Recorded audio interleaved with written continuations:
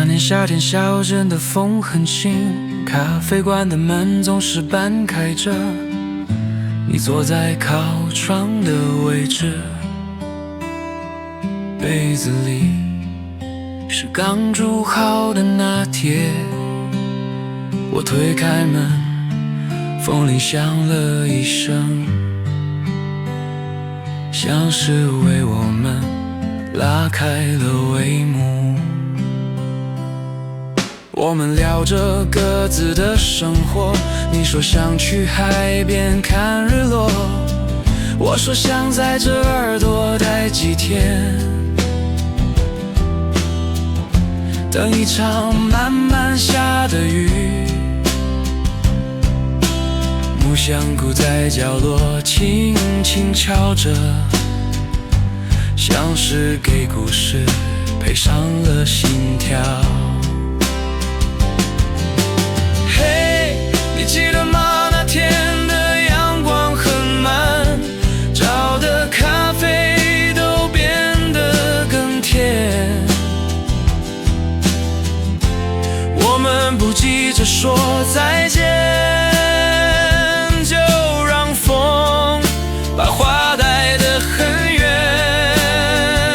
木吉他在我怀里唱歌，木香鼓敲着世界。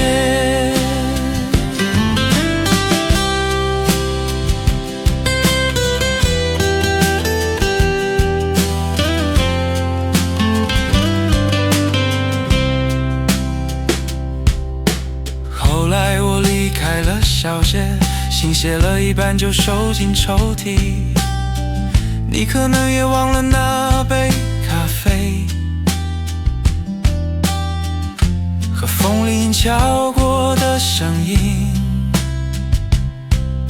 可我一弹起那段旋律，你的笑就会在我心里出现。嘿，你记得吗？那天的阳光很满，照的咖啡都变得更甜。我们不急着说再见，就让风把花带得很远。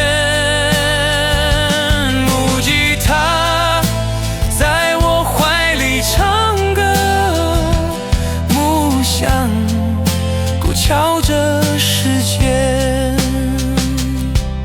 小间的下午还留着阳光的味道，只是故事里的人慢慢走散了。